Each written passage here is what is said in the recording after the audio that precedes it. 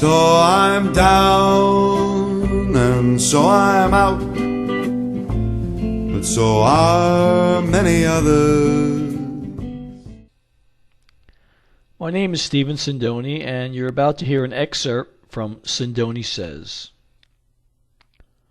My earliest memories of my childhood was spent in a house at 220 Hopkins Street in Brooklyn, New York.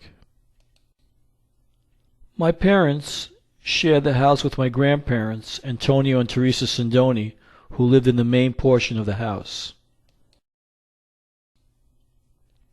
My grandparents had 10 children. My father, Victor, was the youngest of all the siblings. My mother never had to worry about a babysitter. My grandparents did their absolute best to give us whatever we needed. My brother Robert and I learned what it meant to be proud of our Italian heritage. My grandfather made sure that we understood what it meant to be an American citizen. My grandmother Teresa was a small woman in stature. She stood less than 5 foot tall. She was now in her 70s and surprisingly showed no signs of any gray hair. Her hair was long and she always kept it up. Her skin was very fair and her cheeks would get rosy pink when she had her daily glass of wine with dinner. Grandmother Teresa was born on the Mediterranean coast of Lazio, Italy, in the city of Formia.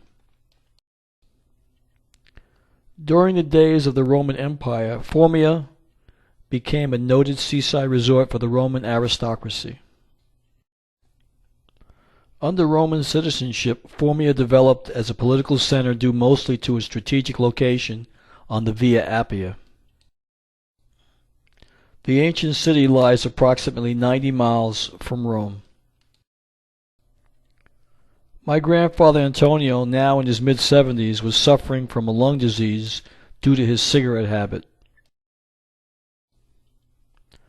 My uncles and aunts would hide his cigarettes, but somehow my grandfather would flip the switch and convince them to give him back his Lucky Strike cigarettes. My grandfather was born in the province of Messina, Sicily. His family was fortunate to survive the devastating earthquake in 1908. Originally named Zankel, a Greek colony founded in the 8th century BC, Messina's population was about 200,000 inhabitants. All of my grandparents' children were born in Italy and would all follow my grandfather to America. His dream was to bring his family to America. My grandfather sought to give all of his children a better life. Papa, as I called him, was a man of honor. He was a good man, decent and sincere. He was opposed to individuals who would cheat, defraud, or use deception to coerce others. My grandfather was a man of integrity. He adhered to ethical and moral principles. My grandfather taught us that it was important to live with honor. He would say sometimes following the honorable course of action, you might have to stand alone to defend your convictions. I was eager to learn more about my grandfather's life. I felt it was now time to ask questions to learn of my ancestry. As I began to ask my grandfather questions about his life, he reached for a cigarette. My grandfather began by saying, "You are like a newspaper reporter." None of my children was so inquisitive. My grandfather now looked directly into my eyes, and I knew that he had an important lesson to share with me. I asked my grandfather what brought him to America. He picked up his Lucky Strike cigarette, took a long drag of it, and blew out a white puff of smoke. He looked at me and paused for what felt like more like an hour. He then began to tell me the story of how he came to America. Papa began the story by telling me about his early life in Messina, Sicily. He spoke of an era before the 1920s when Benito Mussolini established a fascist dictatorship. Papa spoke of his disapproval of the disastrous alliance with Adolf Hitler's Nazi Germany that led to Italy's embarrassing defeat in World War II. My grandfather informed me that Benito Mussolini was not a man of integrity. My grandfather said he could not follow Benito Mussolini blindly like sheep. My grandfather then stated that he used reason and logic to make his decision to leave Italy to pursue the American dream. I can remember listening very closely to each and every word my grandfather had to say. I remember it being only a couple of weeks later that our teacher interrupted our studies with an announcement that President Kennedy had been killed. I recall coming home from school very upset.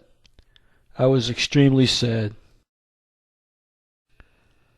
I felt that I had been violated because it was my dream to grow up to become president.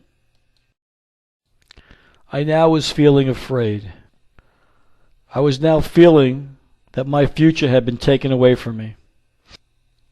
When I walked into the living room, my grandfather was watching the television broadcast regarding the JFK assassination. I asked my grandfather why President Kennedy was killed. He picked me up and sat me on his lap as we listened to the television broadcast. As soon as the reporter was done speaking, my grandfather calmly turned to me and answered by saying, "When we examine the evidence, we will know the truth." My grandfather then hugged me and wiped the tears from my eyes. You know, it's almost funny. Things can't get much worse than now. So I'll keep on trying to sing, but please, just don't ask me to sing right now.